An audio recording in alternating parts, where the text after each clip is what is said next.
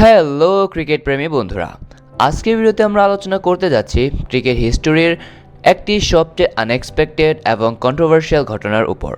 বাংলাদেশ কিভাবে ICC men's টি20 world cup 2026-এর খেলা থেকে বাদ পড়ল, কেন স্কটল্যান্ড তাদের জায়গায় ওয়ার্ল্ড কাপে ঢুকলো এবং এই সিদ্ধান্ত বাংলাদেশ ক্রিকেটের ভবিষ্যৎ কিভাবে শেপ করতে পারে, এইসবে আমরা একদম ডিপ, হার্টফেলথ আর থটফুলভাবে জানব।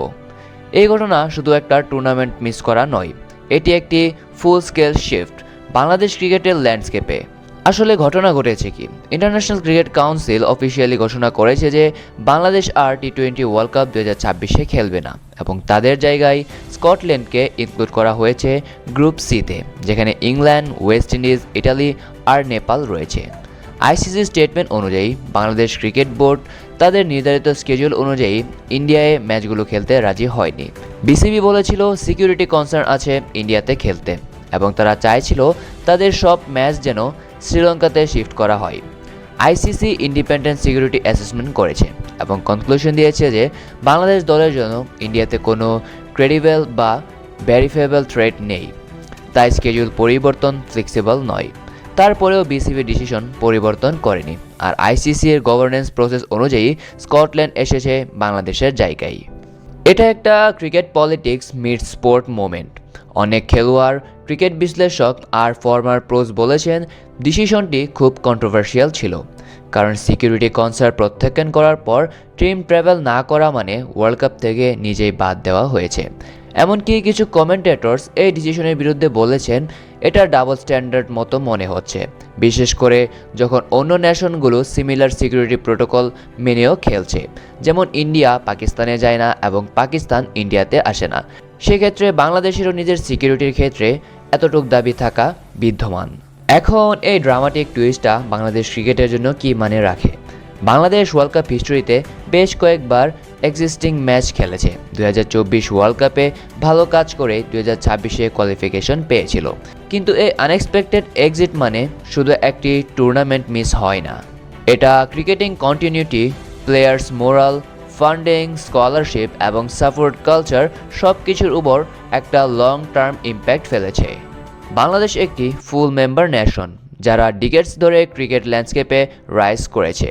তাদের এক্সিকিউশন শুধুমাত্র স্পোর্ট ডিসিশন নয়, একটি পলিটিক্যাল টেনশনের আউটকাম।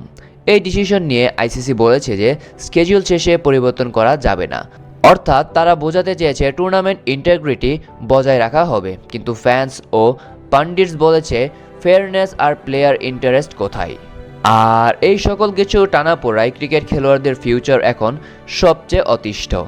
ওয়ার্ল্ড কাপ হলো টপ প্রায়োরিটি, বিশ্বের সামনে নিজের প্রতিভা দেখানোর বড় প্ল্যাটফর্ম।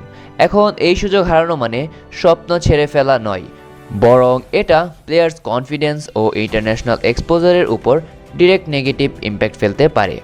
বিসিবি এই এক্সিটের পর যেমন বলেছে, এতে বোর্ডের ফাইন্যান্সিয়াল লুজ নেই, কারণ তারা বলে আইসিসি পার্টিসিপেশন ফি বোর্ড লেভেলে লস হবে না। কিন্তু বাস্তবে ওয়ার্ল্ড কাপের মতো বড় ইভেন্টে না খেলা মানে স্কলারশিপ রেভিনিউ, ব্রডকাস্ট রেভিনিউ এবং মার্কেটিং ভ্যালু অনেক কমে যাবে। এগুলো বোর্ডের ইয়ারলি বাজেটের একটা বড় পার্ট। তবে একটা কথা এখানে না বললেই নয়, বাংলাদেশ ওয়ার্ল্ড কাপ থেকে বাদ পড়েছে ঠিকই, এবং হয়তো বিসিবির এতে করে অনেক বড় একটা অঙ্কের লস হতে পারে, কিন্তু বিসিবি এইবার উঠে দাঁড়িয়েছে। তারা নিজেদের স্পিরিট দেখিয়েছে, যেটার কারণে বাংলাদেশ ক্রিকেটকে সারা বিশ্ব রেসপেক্ট জানাচ্ছে। আর এক কথায় বলতে গেলে বাংলাদেশের এক্সিকিউশন একটি হিস্টোরিক্যাল মোমেন্ট তৈরি করেছে। আশা ও হতাশা, সাপোর্ট ও ক্রিটিসিজম সবাই একসাথে এই চ্যাপ্টারে উঠে এসেছে। এখন যেটা প্রয়োজন সেটা হলো ক্রিকেটের মূল দিকে ফোকাস রাখা, player development, infrastructure, international collaboration এবং ফ্যান্স ট্রাস্ট তৈরি করা।